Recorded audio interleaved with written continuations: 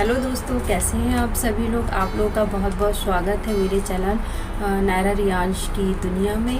और हम आज का टॉपिक जो स्टार्ट करने जा रहे हैं वो टॉपिक है जो अभी कोविड का वेव्स आने वाला है, थर्ड वेव्स। तो ऐसी जानकारी निकल के सामने आ रही है कि ये वेव्स जो है वो सबसे ज़्यादा बच्चों को इफ़ेक्ट करेगा, क्योंकि अभी बेबी वैक्सीनेशन अभी तक नहीं आई है।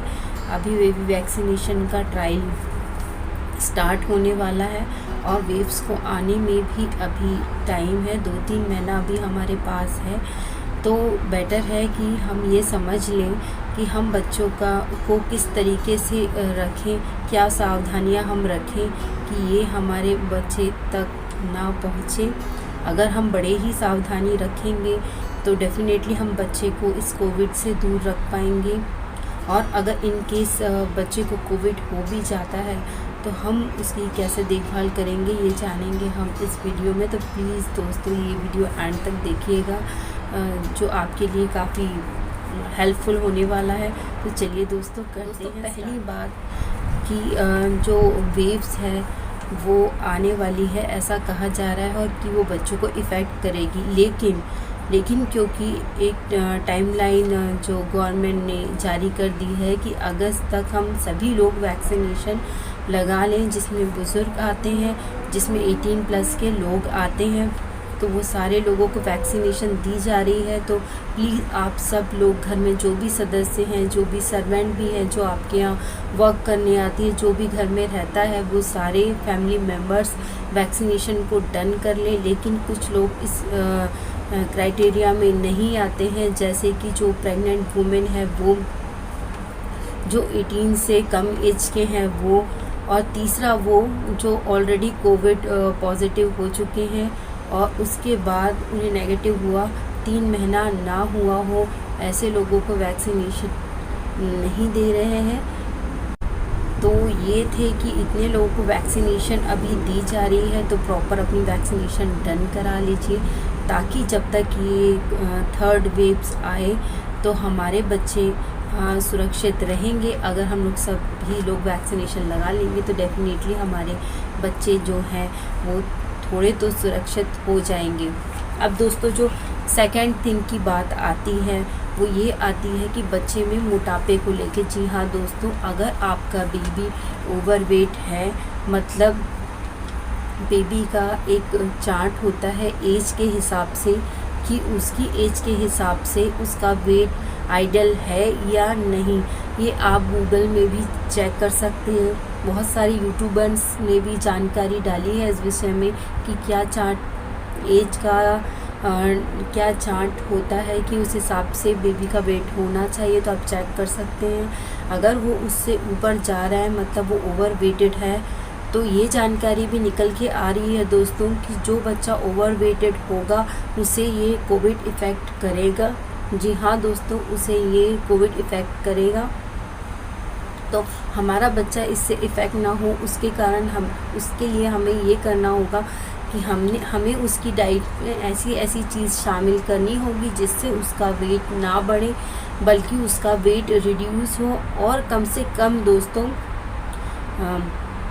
फ़िज़िकल एक्टिविटीज़ होनी चाहिए, आधा 1 घंटे या 1.5 घंटे की एक दिन में वो फ़िज़िकल एक्टिविटीज़ करें। उसमें कुछ भी चीज़ शामिल हो सकती है दोस्तों।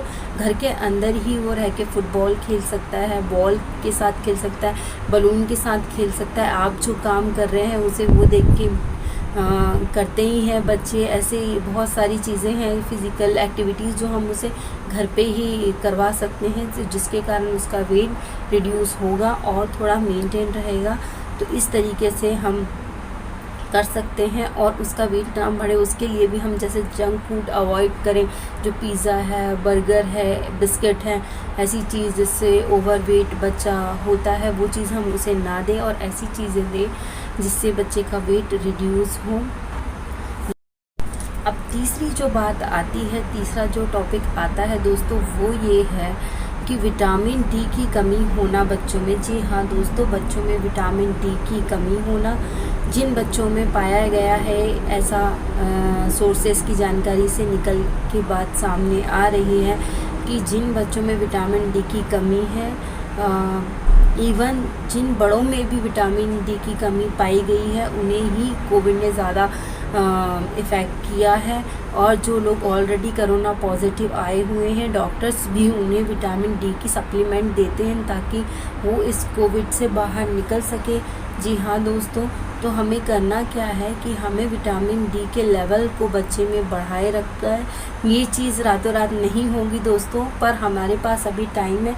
अगर हम अभी से बेबी के ऊपर फोकस करेंगे, उसके खान पान पे फोकस करेंगे, तो हम विटामिन डी को बूस्ट होने में हेल्प कर सकते हैं दोस्तों।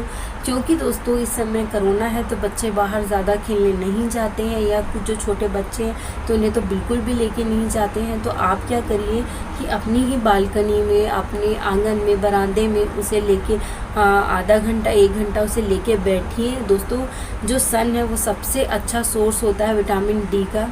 आप उसे सप्लीमेंट भी दे सकते हैं, या आप अपनी उसकी जो डाइट है उसमें मशरूम शामिल करिए, उसमें आप उसे घी दीजिए, उसमें आप सैल्मन फ़िश दे सकते हैं, उसे मशरूम दे सकते हैं। ऐसी बहुत सारी चीज़ें हैं जो आप ऑनलाइन जाके भी देख सकते हैं जिससे विटामिन डी उसे प्रचुर मात्रा में मिले। तो इस तरीके से हम उसके विटामिन डी लेवल को बूस्ट कर पाएंगे। तो ये एक तरीका है जो विटामिन डी को। अब आते हैं हम 4 पॉइंट पे। तो एक तो ये बात हुई कि किन किन चीज़ों से हम विटामिन डी को बढ़ा सकते हैं। अब बात आती है कि शेयरिंग। जी हाँ दोस्तों, अब जो हमारी चौथी बात हम बोल रहे हैं वो सुनिए, वो बहुत ध्यान देने वाली बात है कि शेयरिंग की बात। हम कभी क्या रोज़ ही हम अक्सर हम जैसे ही ऑफिस से आते हैं उसके बाद कभी ऐसा होता है कि बच्चा ज़्यादा तंग कर रहा है, आना चाहता है हमारे पास में, तो हम उसे हगी कर लेते हैं, हम उसे किस कर लेते हैं, जो कि हमें अवॉइड करना चाहिए।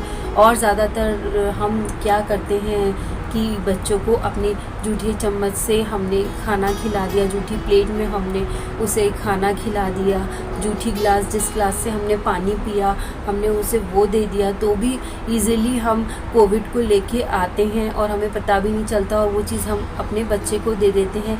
तो दोस्तों ये चीज़ को हमको अवॉइड करनी ही होगी। जब तक कि ये कोरोना पीरियड चल रहा है हमें इस चीज़ों को बंद करना पड़ेगा, हमें शेयरिंग बंद करनी पड़ेगी, हमें उससे थोड़ा सा डिस्टेंस बना के रखना पड़ेगा। जब भी हम बाहर से आ रहे हैं तो प्रॉपर हमारे हाथ धुले हों और उसके बाद सैनिटाइज़ भी हम कर सकें और बेटर है। फ्रेश हो जाए, ना लें और थोड़ी दूरी बना के रखें तो ज़्यादा अच्छा है इस वेव में जो आने वाली है।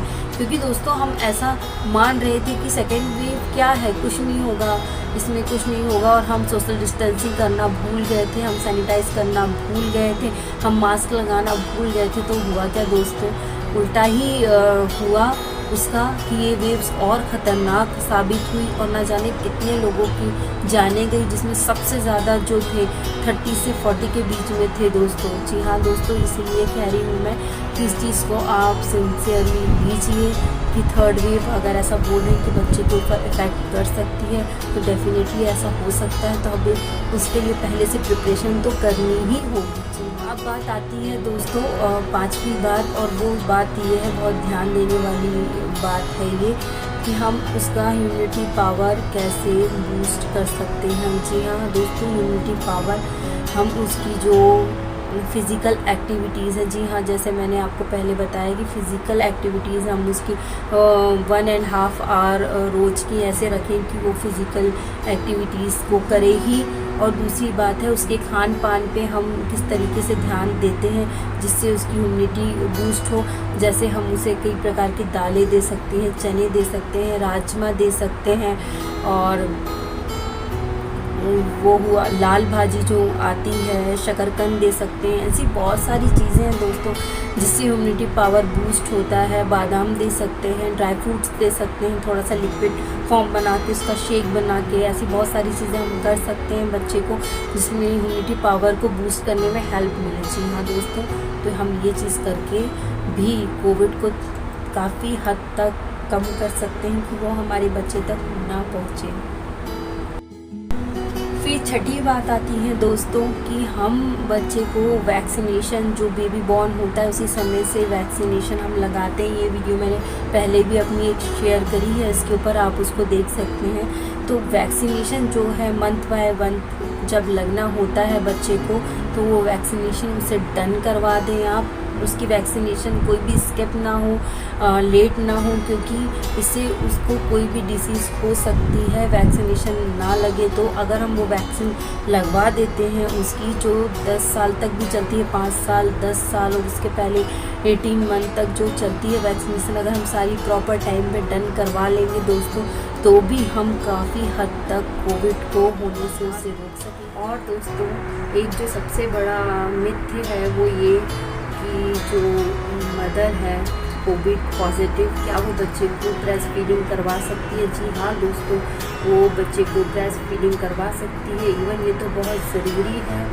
इससे कुछ भी नहीं होता। बस जो है एक कोविड की गाइडलाइन जो है उन्हें फॉलो करते हुए वो बच्चे को मिल्क पिला सकती है। इवन बच्चे को पानी भी देते रहना चाहिए, टाइम टू टाइम देते रहना चाहिए। जैसे आपको लगे कि 1 आवर हो गया, हाफ आवर हो गया, बच्चे ने कुछ पिया नहीं है पानी, तो इसे पानी देते रहें। उसे लिक्विड फॉर्म में भी कुछ भी दे सकते हैं आप, चाहे दही हो, चाहे लस्सी हो, चाहे जूस। जो आती है दोस्तों सातवीं बात, वो ये बात कि हम बच्चे को सिखाएं कि वो सोशल डिस्टेंसिंग मेंटेन करे। वो जब भी बाहर जाए या कुछ भी चीज़ को छुए तो वो अपने प्रॉपर हाथ वॉश करे, वो सैनिटाइज़ करे, वो मास्क लगाए। ये चीज़ हमें बच्चे को सिखानी पड़ेगी कि वो और भी ज़्यादा सोशल ना हो, बाहर ज़्यादा लोगों से ना मिले घुले। अगर वो छोटा बच्चा है तो इजीली आप उस पर घर पे ही रखेंगे, तो सारे लोग ध्यान दें। अगर बच्चा पॉजिटिव हो जाता है, कोविड पॉजिटिव हो जाता है, तो हम उसे एक बंदा, चाहे वो मॉम हो, पापा हो या घर का कोई सदस्य हो, उसे लेके एक रूम में आइसोलेट हो जाए। और कई बार ऐसा होता है दोस्तों, मोस्टली ऐसा होता है कि छोटे घर होते हैं हमारे, तो हम प्रॉपर आइसोलेट नहीं हो सकते। फिर भी कोशिश करें दोस्तों जितना हो सके उससे दूर रखें, उसके खान पान का ध्यान दें। सबसे पहले जैसे भी हमें बच्चे में सिम्टम्स दिखें, थोड़ा भी हमें लगे कि हमारा बच्चा अनहेल्दी है, वो डेली की रूटीन जैसे करता है वैसे नहीं कर पा रहा है, कुछ तो उसके अंदर चेंज है, तो इमीडिएटली उसे डॉक्टर के पास लेके जाएं दोस्तों। उसको ज़रा भी डिले ना करें, क्योंकि देखने में अगर आया है ऐसा, पहले भी जितने जो केसेस आए हैं जिनमें कई लोग एक्सपायर कर गए हैं, वो यही हुआ है कि हमने उसे नज़रअंदाज किया। टाइम पे हम गए नहीं डॉक्टर के पास, टाइम पे हमने उनकी गोली दवाई नहीं ली, टाइम पे हमने चेकअप नहीं करवाया, जिस वजह से ये कोविड इतना बढ़ जाता है कि फिर इससे खतरा जान का बढ़ जाता है। तो जी हाँ दोस्तों, तो बच्चे में जैसे ही सिम्टम्स दिखें हम उसे तुरंत डॉक्टर को दिखाएं, और डॉक्टर हमें जैसे एडवाइस दे, जो गोली दें, जो दवाई दें, वो हम उसे प्रॉपर दें। अच्छा खान पान दें, उसकी इम्यूनिटी को बढ़ाए रखें, उसे ये दिलासा दें कि कुछ भी नहीं हुआ है, सब नॉर्मल है, उसे हैप्पी रखें। बस अगर ये हो जाता है तो कुछ हम इस तरीके से करें तो डेफिनेटली फ़ायदा होगा। तो ये थी आज छोटी सी जानकारी जो कोविड की आने वाली 3rd वेव्स। तो ये थी दोस्तों आज के टॉपिक की थोड़ी सी जानकारी, जो छोटी तो है लेकिन बहुत बड़ी है और सोचने वाली चीज़ है कि जो वेव्स आने वाली है 3rd, बच्चे को जो इफ़ेक्ट कर सकती है उसे हम कैसे कंट्रोल करें, क्या ऐसे हम करें कि हमारा बच्चा सेफ रहे। तो ये छोटी सी जानकारी थी। और आप देख रहे हैं मेरे बैग में मेरी बालकनी से शारजाह का व्यू। तो रात के बज गए हैं 11:30 और नायरा रियांश सो चुके हैं, क्योंकि वो मुझे कभी कभी ब्लॉग बनाने में बहुत मुश्किल करते हैं, प्रॉपर मुझे बनाने नहीं देते। तो अभी मैं उनको सुला के ही ये ब्लॉग बनाने आई थी, क्योंकि मुझे ऐसा लग रहा था कि वेव्स आने के पहले ही ये जानकारी मैं आप तक पहुंचाऊं। जितनी ज़्यादा से ज़्यादा मैं पहुंचा पाऊँ उतना ज़्यादा अच्छा है। तो दोस्तों आई होप कि आज की ये टॉपिक में जो जानकारी थी वेव्स को लेके वो आपको अच्छी लगी होगी। अगर अच्छी लगी हो तो प्लीज़ लाइक करें, आप मुझे बताएं कमेंट में कि आज की ये जानकारी आपको यूज़फुल लगी कि नहीं। चलिए दोस्तों, फिर मिलते हैं एक नए टॉपिक के साथ, एक नई उमंग के साथ, एक नए जोश के साथ।